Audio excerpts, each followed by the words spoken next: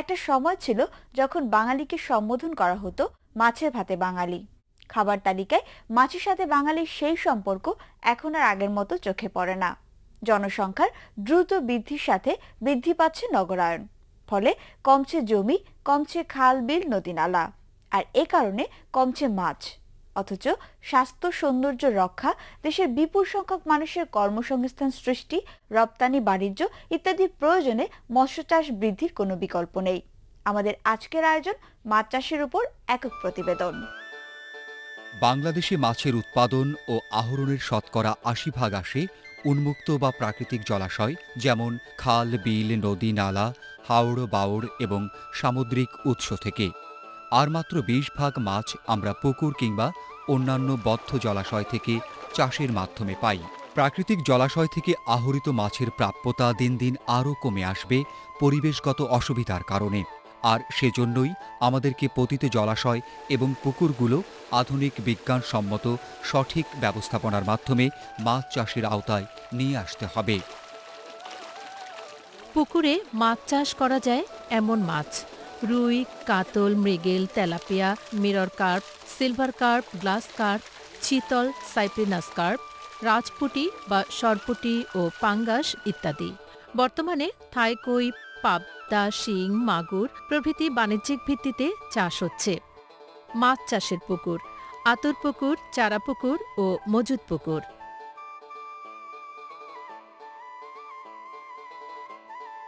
আতর পুকুর মাছের হ্যাচারি থেকে ৫ থেকে ৬ দিন বয়সের মাছের রেণু ২০ থেকে ৩০ দিন পর্যন্ত আতর পুকুরে লালন পালন করা হয়। আয়তন ১৫ থেকে ২০% জমি হওয়া ভালো, আর ১ থেকে ১.৫ মিটার পানি থাকতে হবে। পানি এর চেয়ে কম হলে রৌদ্রের তাপে এবং পানি বেশি হলে পানির চাপে মাছের ক্ষতি হবে। অন্যদিকে পোনা সংগ্রহ করতে অসুবিধা হবে।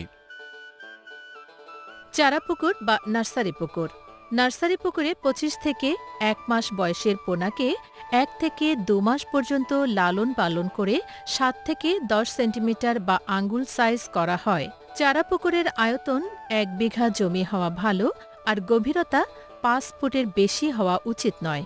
এই পুকুরে সপ্তাহে কমপক্ষে ১ দিন জাল টেনে মাছ ও পানি পর্যবেক্ষণ করতে হবে। মজুদ পুকুর বা চাষের পুকুর: মজুদ পুকুর অনেক বেশি বড় হলে ক্ষতি নেই, তবে চাষ ও পরিচর্যার জন্য ১ থেকে ২ একর জমি হলে ভালো। ৮ ফুটের মধ্যে গভীরতা হতে হবে। বড় পুকুরের পানিতে বাতাসে ঢেউ খেলে পানি উলট পালট হয়ে পানিতে বিষাক্ত কোনো গ্যাস থাকলে তা দূর হয়ে যায়। প্রয়োজনীয় অক্সিজেন তৈরি হয়, যা মাছের জীবন ধারণের জন্য খুবই প্রয়োজন। এই পুকুরে সবসময় একই সাইজের মাছ ছাড়তে হবে। পোনা মাছ ছাড়ার পূর্বে ২.৫ ভাগ লবণ পানিতে মাছ ৩০ মিনিট রেখে তারপর ছাড়তে হবে। এতে মাছের রোগব্যাধি কম হবে। মাছ চাষ শুরু করার পূর্বে পুকুরে যে সমস্ত ক্ষতিকারক প্রাণী, যেমন নানা ধরনের মাছ, পোকামাকড়, সাপ, ব্যাঙ, জলজ আগাছা, পুকুরের তলদেশের আবর্জনা, নানা প্রকার বিষাক্ত গ্যাস, রোগ জীবাণু, সেগুলো অপসারণ করে পারিপার্শ্বিক অবস্থার উন্নয়ন করতে হবে। চুন দিয়ে মাটি শোধন ও সার প্রয়োগ করে মাটির উর্বরা শক্তি বাড়াতে হবে। জৈব সার হিসেবে একর প্রতি ১০০০ কেজি গোবর সারা পুকুরে ছিটিয়ে দিতে হবে। গোবর না পাওয়া গেলে একর প্রতি ১০ কেজি ইউরিয়া ও ৫ কেজি টিএসপি একত্রে পানিতে মিশিয়ে সমস্ত পুকুরে ছিটিয়ে দিতে হবে। ২ মাস অন্তর অন্তর সুযোগ থাকলে পুকুরের পানি পরিবর্তন করতে হবে। ঘের এবং প্লাবন ভূমিতে মৎস্য চাষের ক্ষেত্রে চারদিকের পাড় উন্নত এবং মজবুত হওয়া প্রয়োজন। অতি বর্ষণে পাড় যাতে ভেঙে যেতে না পারে অথবা প্লাবিত হতে না পারে। এরপরও উঁচু ভূমিতে সংরক্ষিত পুকুর থাকা ভালো। বন্যা বা অন্য কোনো কারণে চাষের ক্ষেত্র থেকে মাছ তুলে এনে এসব সংরক্ষিত পুকুরে রাখা যায়। রাক্ষসে শোল, গজার, আইড়, বোয়াল, টাকি, ফলুই, মেনি, পুঁটি, চেলা, মলা, চাপিলা, দাঁড়কিনা, চাঁদা সম্পূর্ণ বাজে মাছ অপসারণ করতে হবে। প্রয়োজনে রটেনন প্রয়োগ করা যায় একর প্রতি ২ কেজি হারে। পুকুরে একর প্রতি ২,০০০ থেকে ২,৫০০ মাছ ছাড়া ভালো, তবে পুকুরে ৮ থেকে ১০,০০০ মাছও ছাড়া যায়। মাছ এলোমেলো চলাফেরা করে না, সব সময় দলনেতাকে অনুসরণ করে চলে। সেক্ষেত্রে বৈজ্ঞানিক পদ্ধতি অনুসরণ করে নিয়ম মাফিক খাবার দিতে হবে, তাহলে ফলন ভালো পাবেন। খাদ্য সরবরাহ। পোনা পুকুরে ছাড়ার একদিন পর থেকে চালের কুড়া আর খৈল অথবা ফিশ ফিড প্রয়োগ করতে হবে। প্রথম 10 দিন মজুতকৃত পোনার ওজনের 5 গুণ, দ্বিতীয় 10 দিন মজুতকৃত পোনার ওজনের 10 গুণ, তৃতীয় 10 দিন মজুতকৃত পোনার ওজনের 15 গুণ, চতুর্থ 10 দিন মজুতকৃত পোনার ওজনের 20 গুণ, পঞ্চম 10 দিন মজুতকৃত পোনার ওজনের 25 গুণ, ষষ্ঠ 10 দিন মজুতকৃত পোনার ওজনের 30 গুণ। পানির গুণাগুণ রক্ষণাবেক্ষণের জন্য আমি হয়তো খাবার দিচ্ছি, খাবার দিয়ে মাছ চাষ করছি, খুব বেশি পরিমাণ প্লাঙ্কটন হয়ে যাচ্ছে, যেটা মাছ খেয়ে শেষ করতে পারছে না বা মাছের পরিবেশটাকে নষ্ট করে দিচ্ছে। সেই ক্ষেত্রে আমি খাবার দেওয়াটাকে বন্ধ করব, কারণ আমার পরিবেশ আগে ঠিক রাখতে হবে, তারপর খাবার। আমি হয়তো 1 দিন 2 দিন খাবার দিয়ে বন্ধ করলে যদি পরিবেশ ঠিক হয়ে যায়, সেটা একটা হতে পারে। অথবা আমি যদি ওভার ব্লুম, খুব বেশি পরিমাণে প্লাঙ্কটন হয়ে যাচ্ছে, সেই ক্ষেত্রে আমি চুন প্রয়োগ করতে পারি। চুন দেওয়ার ফলে প্লাঙ্কটনগুলি সব নিচে তলানি হিসাবে জমে যাবে এবং আমি আবার ফার্টিলাইজার বা সার প্রয়োগ করে আবার নতুনভাবে শুরু করতে পারবো বা খাবার প্রয়োগটা শুরু করব। উল্লেখিত হারে প্রয়োজনীয় খাবারের অর্ধেক সকালে এবং অর্ধেক বিকালে পুকুরে ছিটিয়ে দিতে হবে। প্রতিদিন একই সময় খাবার দিতে হবে, সময় পরিবর্তন করা যাবে না। প্রতিদিন পুকুরের একটি নির্দিষ্ট জায়গা শনাক্ত করে সেখানে খাবার দিতে হবে। পরের দিন জায়গার পাশে, তারপর দিন সেই জায়গার পাশে, এভাবে প্রতিদিন খাবার দিতে হবে। সারা পুকুর ঘুরে খাবার দিতে হবে। এতে মাছ খাবার পাবে ভালো এবং পুকুরের তলদেশেও মাছের প্রাকৃতিক খাবার তৈরি হবে। পুকুর বা ঘের ব্যবস্থাপনা। পুকুর বা ঘের আয়তাকার হবে, 8 থেকে 10 ঘন্টা দৈনিক সূর্যালোক পাবে, তলায় কাদার পরিমাণ 6 ইঞ্চির কম হবে। পুকুর বা ঘের কাটার সময় বর্ষা মৌসুমে পানির লেভেল কতটা উঁচু হয় সে হিসেবে পাড় উঁচু করতে হবে। মজা পুকুর বা শ্যাওলা কচুরি পানাযুক্ত পুকুর হলে এগুলি পরিষ্কার করে পানি বিশুদ্ধ করতে হবে। পানি বিশুদ্ধ করতে চুন বা অন্যান্য রাসায়নিক পদার্থ ব্যবহারে স্থানীয় মৎস্য কর্মকর্তার পরামর্শ নিতে হবে। মাটির পাত্র বা ড্রামে চুন ভেজাতে হবে। চুন ফুটে ঠান্ডা হয়ে গেলে চুনসহ পানি সমস্ত পুকুরে ছিটিয়ে দিতে হবে, প্রতি শতাংশে 1 কেজি হারে।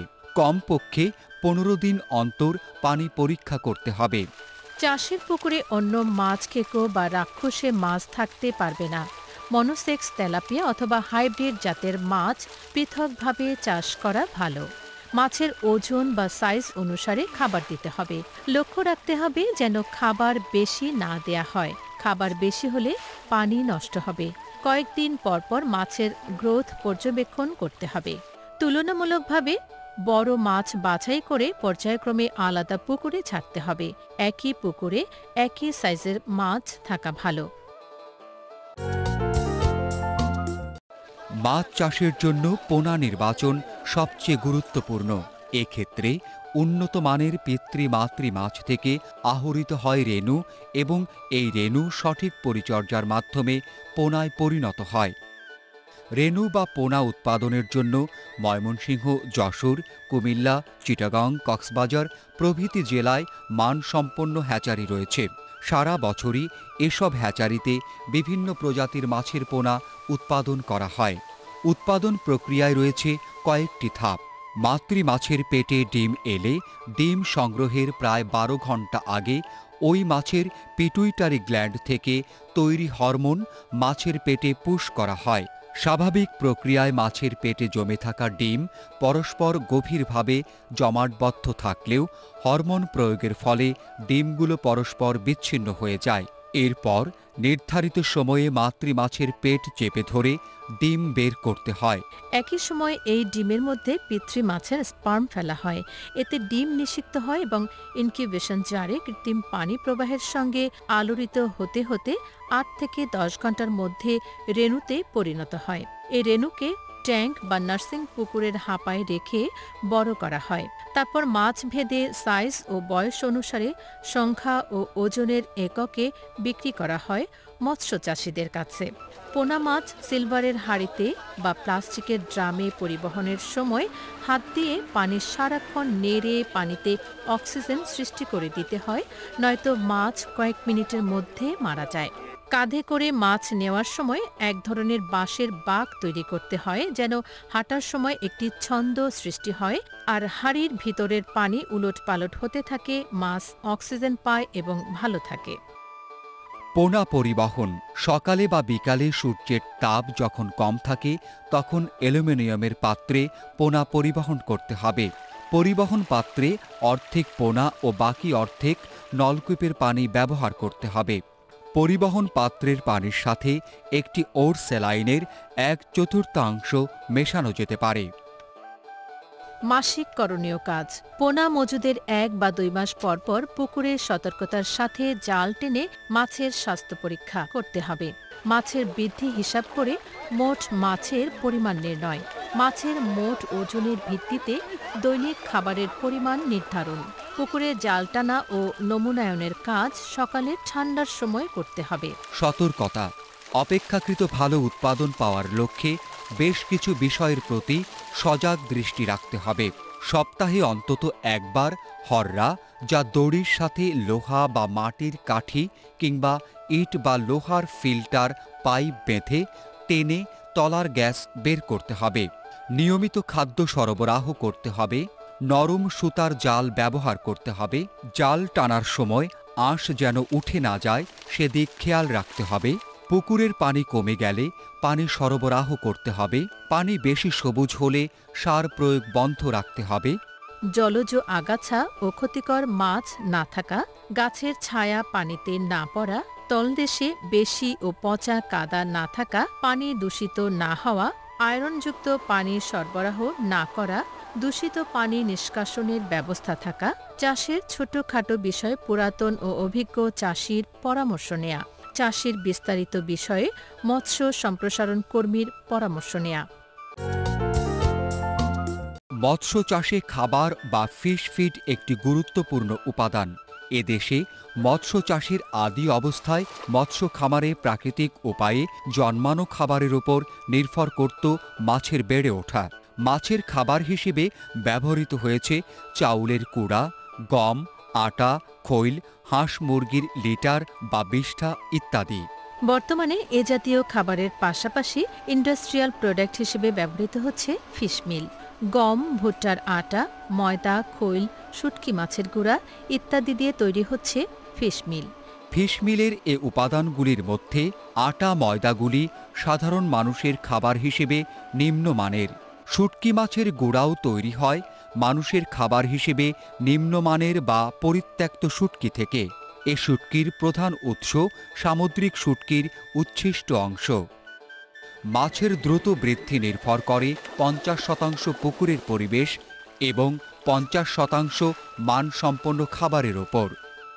বিভিন্ন সারের নাম ও দৈনিক প্রয়োগ মাত্রা। গোবর শতক প্রতি 150 থেকে 200 গ্রাম, বিঘা প্রতি 5000 থেকে 7000 গ্রাম। হাঁস মুরগির বিষ্ঠা 90 থেকে 150 গ্রাম, 3000 থেকে 5000 গ্রাম। ইউরিয়া 3 থেকে 5 গ্রাম, 100 থেকে 150 গ্রাম। টিএসপি 1 থেকে 2 গ্রাম, 50 থেকে 75 গ্রাম। এমওপি 1 গ্রাম, 20 থেকে 30 গ্রাম। সবসময় হয় ক্ষত রোগটা, এবং বেশ কিছু কয়েক বছর থেকে এই প্রবলেমটা হয়ে আসতেছে। এই ক্ষত রোগটা জন্য মেইনলি অনেকগুলি ভাইরাস ব্যাকটেরিয়া দায়ী। এই রোগটা শীতের সময় শুরু হয়, তাই কৃষকের উচিত প্রতিকারের চেয়ে প্রতিরোধ ব্যবস্থাটা নেওয়া। শীতের শুরুতেই পুকুরে শতাংশে 1 কেজি করে চুন প্রয়োগ করা, যেন জার্মগুলি না থাকে। এবং যদি কোনো মাছের মধ্যে ক্ষতরোগ দেখা যায়, অল্প 2-1টা মাছে দেখলো, সে জাল টেনে ওই মাছগুলিকে আলাদা করে ফেলবে এবং লবণ পানির দ্রবণে তাকে গোসল করিয়ে আলাদা একটা পুকুরে রাখবে বা আলাদা ট্যাঙ্কে রাখবে। গ্রামের কৃষকদের হয়তো নিজেদের জাল নাই, ভাড়া জাল দিয়ে ধরে। এখন এক পুকুরে অসুখ হলো, অন্য পুকুরে একই জাল দিয়ে যখন মাছ ধরবে কন্টামিনেশনটা ওইভাবে চলে আসে। কাজে সেই ক্ষেত্রে নিয়ম হচ্ছে জালটা রোদে ভালো করে শুকিয়ে তারপর যেন অন্যের পুকুরে দেয়। মাছ ও চিংড়ির দৈহিক ওজন বৃদ্ধি নিশ্চিত করতে ও পানিতে অক্সিজেনের পরিমাণ বাড়াতে এবং মাছের মৃত্যুর হার কমাতে বেস্ট অক্সিজেন একরে 250 থেকে 500 গ্রাম প্রয়োগ করা যায়। পানির দুর্গন্ধ দূর করতে পুকুর তৈরির সময় কাদামাটিতে মেজর জিওলাইট ছড়িয়ে দিলে মাটিতে বিদ্যমান জীবাণু, বিষাক্ত পদার্থ এবং দুর্গন্ধ দূর হয়। মাছ রোগবালাই মুক্ত থাকে এবং দ্রুত বৃদ্ধি পায়। অনেক সময় পুকুরের তলানিতে অব্যবহৃত খাদ্য উপকরণ জমে বিষাক্ততা সৃষ্টি করে, যা জলাশয়ের পরিবেশ নষ্ট করে।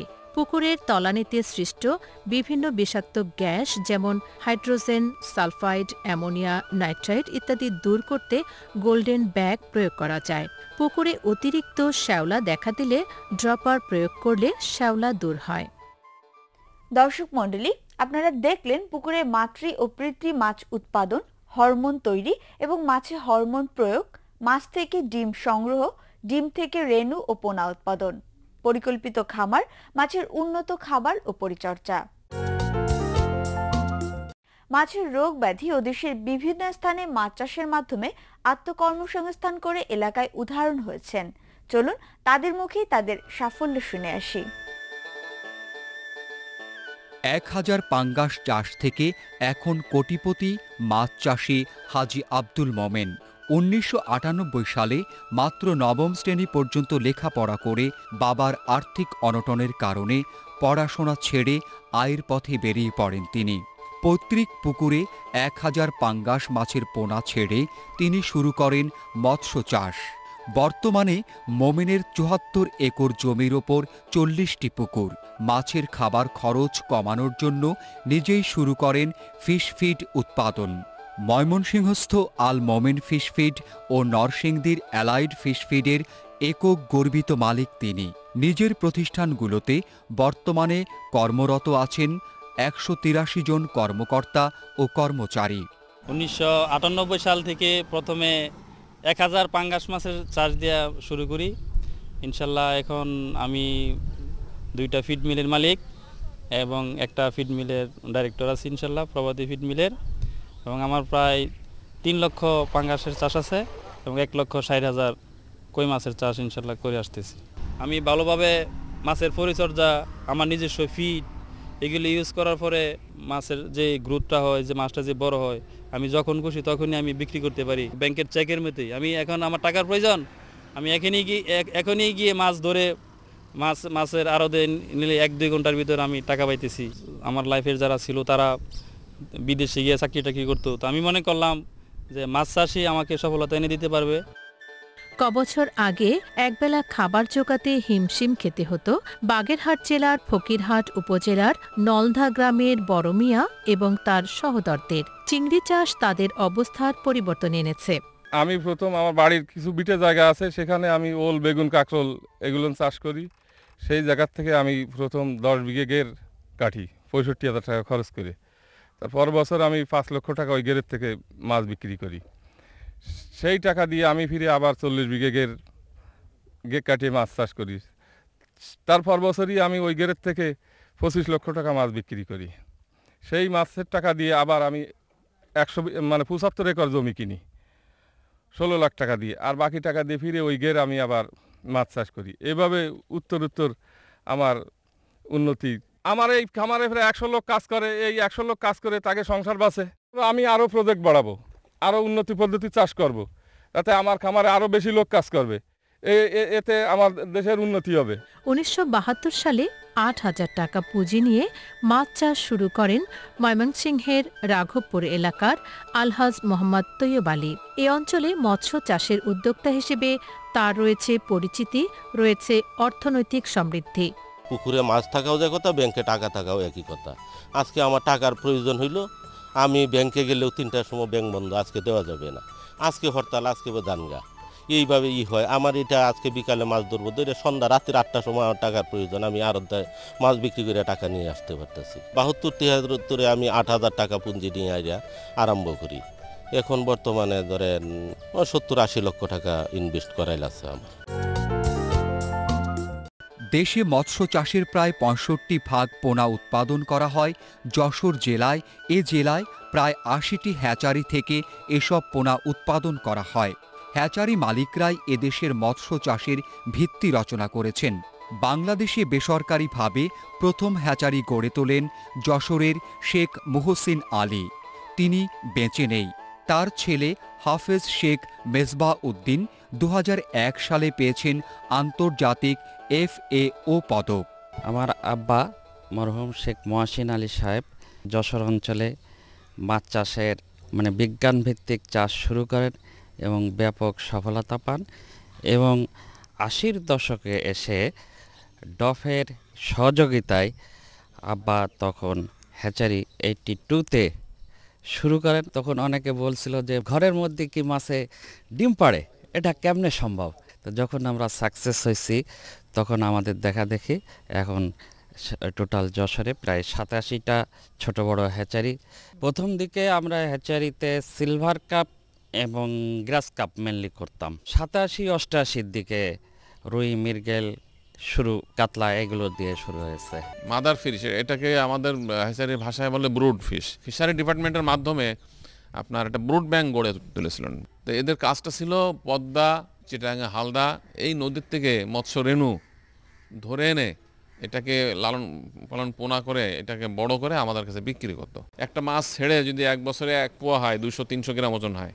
আর এই ব্রুড ব্যাংকের উন্নত জাতের মাছের বাচ্চা যদি ছাড়ি তো 1 বছরে সহজেই 1 কেজি 1.5 কেজি হয়ে যায়। এই যে বার্মার থেকে ডলার নষ্ট করে মাছ ইম্পোর্ট করা হয়, এ করার কোনো প্রয়োজন নাই যদি আমরা ব্রুড ব্যাংকের থেকে এই সহযোগিতা পাই। পুকুর দেখাশোনা ও পরিচর্যাকারীর পারিশ্রমিক, পুকুরের পাড়ে শাকসবজি, পেঁপে ও ফলের গাছ এবং কান্থিতে মাচা করে লাউ, কুমড়া, বরবটি, শিম, উচ্ছে ইত্যাদি চাষ করে সেখান থেকে ব্যয় করা যায়।